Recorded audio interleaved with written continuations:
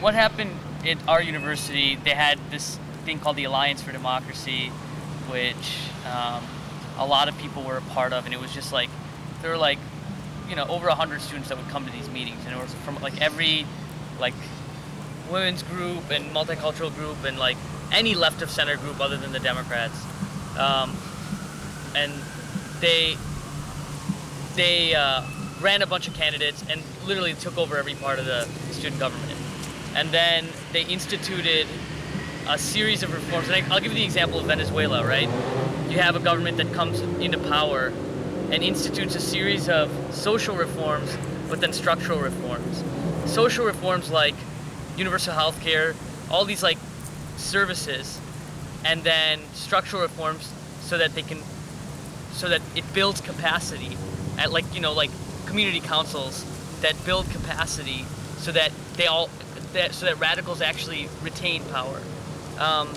When the Alliance for Democracy took over, it was about a 2 to 3 year period, and in that time they instituted all these bus pass, basic health care,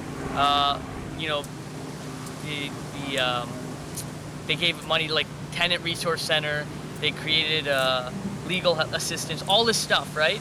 And none of those things got taken away because students realized, like when students realize these are basic services, even conservatives can't take them away. Like even if they want to, they're not going to be able to. That's the thing about like, if this country, for example, got universal health care, they couldn't take it away. Like they can't take away Social Security. That's important, even if a right-wing government comes into power. That's the reality.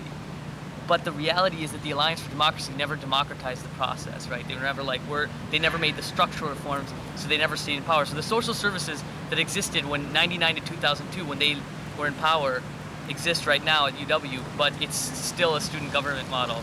So I think that, like, let's say we do take over student government, how do we institute structural reforms, structural changes that will actually retain this radical democratic model beyond 2 to 3 years?